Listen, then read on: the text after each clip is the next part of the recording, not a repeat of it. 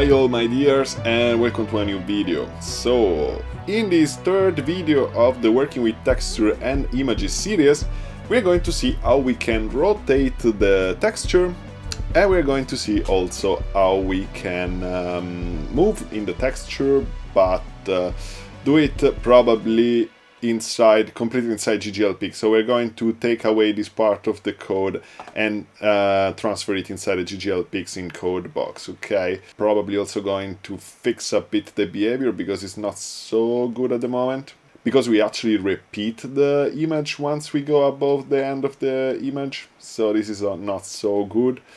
And we're going to fix that. So, okay. So for the moment we got our zoom. It's great. And this is also, when we move around in the image with that zoom above 1 is also not so cool what's happening. But yeah, we are going to fix this later. So first of all, we are just going to check how we can rotate our image. So let's go inside the jit.gl.pix. This is the jit.gl.pix we left in the previous video. And let's go here. After move, let's create another function and call it rotate. So what we need to give to this function is of course the coordinates, the rotation amount. So this is going to be an angle in radians, but we call it rotation amount. It's actually the angle of rotation. And then we're going to get the window dimension. Sorry if I look sometimes on the right, but there is the other screen where I got the code already done. So why do we need the window dimension? We are going to see that in a second. So okay, so what we need to do is to implement a 2D rotation on the coordinates. So, for example, if we go on the internet and we look for rotation matrix 2D, then we go on the Wikipedia page and we get this formula. So as you can see, this is a matrix. So why a matrix? Because basically most of the transformations applied on vectors, so this is a vector here, this x and y, and this is a matrix, is done with matrices, so matrix to vector multiplication. So and this translates in a new vector composed of those two coordinates. So x multiplied by the cosine of the angle minus y multiplied by the sine of that, and so on. This is the x coordinates and this is the y coordinate. Good. So I'm going to put this on my second screen. And I'm going to implement this rotation matrix here on our jit.gl.pix code, but not in matrix form, but simply in the vector form. So first, as we said in the beginning, we need to actually translate the coordinates to the center. So in order to do that, as we did before, we create a new variable, we call it new chords. This is going to be equal to chords minus 0.5, so this will translate the 0 point here from the top left corner into the center. And good, now we can apply the transformation. So let's create a variable called coordinate x, and let's check actually the formula here from Wikipedia. So x cosine of theta minus y sine of theta. So we're going to write this down. So this will be new chords.x multiplied by the cosine of rota amount minus the y coordinate, so new chords.y multiplied by the sine of rotation amount. Cool, so this is our x coordinates. Let's go with the y coordinates. So this is going to be equal to new chords.y, no sorry, this is new chords.x, multiply this time by the sine of rota amount, so our angle in radians. This time is plus new chords.y multiplied by the cosine of rotation amount. Great. Then we need to basically put it back, the coordinates on the left top, so we need to translate them back. So to do that, we just do like this, chord x plus equals 0.5 and chord y plus equals 0.5. And then what you're going to return a back2 composed of chord x and chord y. Great. So let's close this.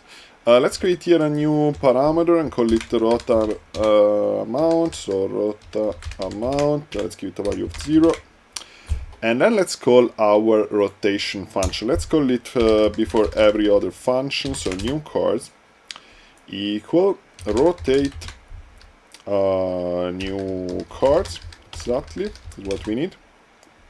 Then the rotation amount, so rot amount, and then the window dimension. The window dimension, we didn't use them yet, we are going to use them in a second. So let's create here a variable, a message, sorry, call it rota amount $1. Let's attach it to jit.gl.pix, the float number, and let's try to rotate our image. Okay, great, so let's zoom a bit out. And cool, it's rotating. Let's get another image, this one. So it's rotating, but as you can see, once we rotate, the image is going to be distorted. And that's because we are not taking into consideration the ratio of the window. So we still need to multiply the x by the ratio of the window. Apply the transformation, and then basically bring it back to the original status of the coordinates. So let's do this. So it's going to work like this. First we get the x ratio of the window. So x ratio equal window dim.x divided window dim.y. Cool. Then what we do is to actually multiply new course.x by the x ratio. Sadly, we cannot really just change one variable, so we cannot one component of this vector. We cannot say new chords x multiplied equal x ratio like we will do in GLSL. This doesn't work in Gen, so we have to recreate the vector from scratch. So new chords.x multiplied by x ratio, and then new chords.y.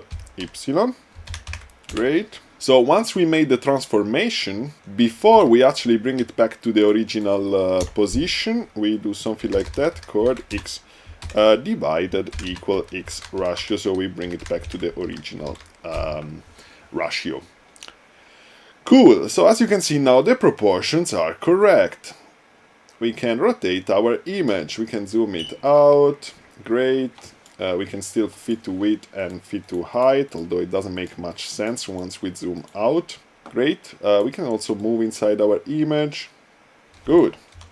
So what we're going to do now is to actually move the part of the movement thing inside our function. But before we do that, we got a problem here, because if we go fit to width or fit to height, let's take another image and go fit to height. As you can see, it's cutting out the side of the images, although we have actually a lot of space here in our window because we zoomed out.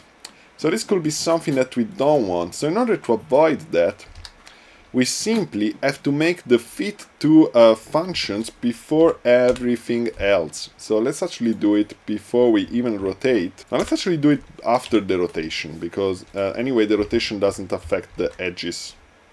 So good. So once we do it before everything else and after the rotate, so before the zoom and the move, then it's actually correct, because we can fit to width, fit to height, but we still retain the portions of the image if we zoom out. Okay, so it's just a matter of fitting the image, like a zoom actually, what we are doing with the fit to width and fit to height. So let's now move the part related to the movement inside our code. So let's go here inside the move function. So what we need to do is that we actually just want to move inside the image only if the zoom is less than 1, because then we can really move inside the image. Otherwise we are just moving and replicating portions of the image, but this is actually a wrong behavior. I don't like that behavior. We could do actually that when it's above 1, we just move the image around inside our window, and we don't move inside this portion the image. So we will do this. So basically let's do something like this. Let's assign new chords equal to chords. So, and then we don't say new chords equal to movement, but just plus equal to movement. Great. Now let's say if zoom amount is less than 1, then do move inside the image, basically. So like this. And in any case, we're going to return new chords at the end. So, okay, of course we need to pass also zoom amount to this function, so let's pass it as an argument here. So let's go inside our zoom function here and pass zoom amount. Great. Good. So now, if we go above 1 with the zoom, we should actually not do that anymore. Oh, because I passed the zoom amount to zoom. Very wrong. We actually want to pass it to the move function, right? So zoom amount. Let's remove it. What have I done? So let's remove it from here and put it in the right function, which is move.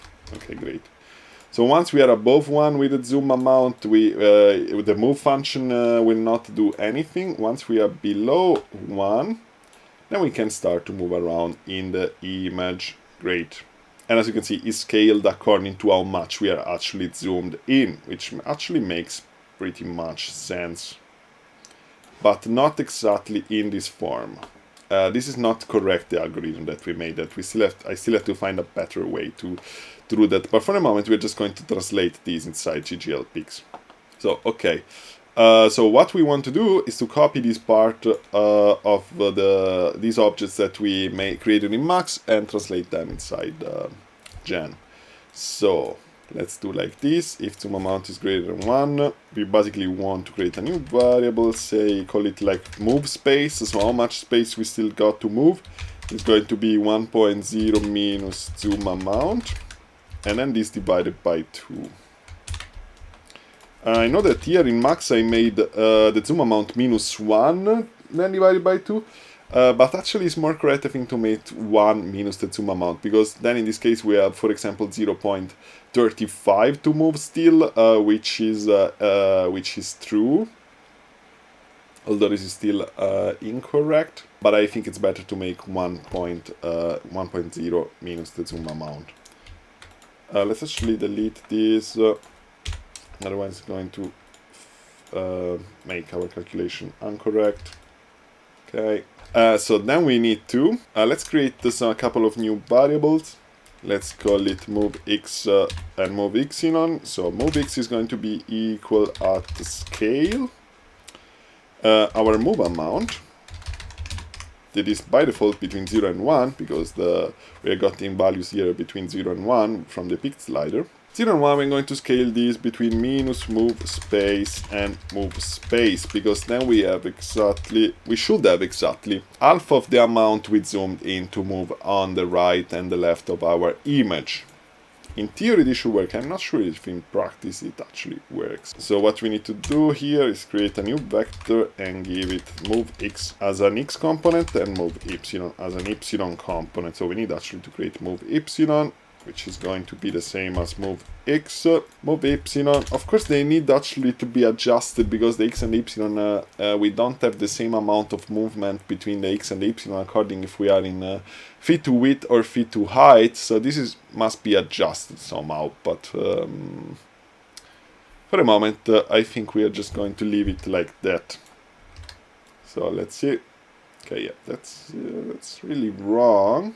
Because, of course, I forgot to say dot x here and dot y here. That's why it is not working. Okay, so now it's working correctly. Although, still, we got this problem that is actually not exactly moving according to how much space we have left. So, for example, if you are in fit to height, it works for the y, but not for the x. And if we are in fit to width, it actually works for the x, but not exactly for the y. It's not giving us all the amount of space we could still have for the y. Okay, so this we are going to fix in the future when I also find a solution. And if you got some solution to that, it's not really difficult. It's just had to reason a bit about it. So if you find a solution, please let me know on how to basically have the correct moving in order that it doesn't go outside of the image, either when it's fit to height or fit to width. This will be really interesting to see if you come up with some solution. Like, for example, now it works for the y, but not for the x. As you can see, we still get the repetition of the image here. Great. So we say that once the zoom amount is greater than 1, we can actually delete these objects here. So once the zoom amount is greater than 1, we actually said we want to move the actual image around in the window and not to move inside the image frame by repeating the image. So we can do that by writing else. So if it's less than 1, I'll do that, or if it's greater than 1, then... So, sorry, I made actually a pause in this video because I had some stuff to take care of, and now the light of the sun went out, so I think I'm in the dark, but I don't want to make the light on because it's pretty cozy like that. So let's go on like this. So we were here inside the move function, so we say, okay, if the zoom factor is bigger than 1, so let's move the image around in the window. So let's do like this, like new chords plus equal to move amount. If we just do this, exactly this is what happens, because we actually need to adjust the edges. So let's actually copy this line from the zoom function to check if the edges are smaller or greater than 1. And let's put it down here. Zoom a bit in. Okay, so instead of zoom chords, we want to say if new chords x and a new chords y less than 0, edge equal to 0, and then zoom chords x and y and so on. Okay, great. Of course, we need to modify the edge. So we need to pass the edge inside this function. So let's say edge, and let's create a new variable, new edge equal to edge. And let's modify this new edge here. And then let's return new chords and edge. Now when we call the function here, we need to pass it also the edge, and we need to also to return the edge. Great. We got an error, invalid left arm, because I used a dot instead of a comma. Okay, cool. So let's zoom out, and okay, it's not really working. So let's check why is this not working. Okay, I think that the problem is that we are doing the fit to width and fit to height before the zoom function. If we do it after, no, nothing changes, but I still believe this is better to do it after the zoom function. So let's check what else could be wrong. Of course, the error is that we are returning edge instead of new edge, so let's return the new edge, because this is the edge that we're actually modifying. So, okay, great. Kind of great. The only problem is that we're still using the edge that comes from the fit to width and fit to height. So, in case we're moving the image around, we should just say that new edge here is equal to 1, because then it's behaving properly, because we reset it to 1 in case we are above 1 with the zoom amount. Okay, so this is that.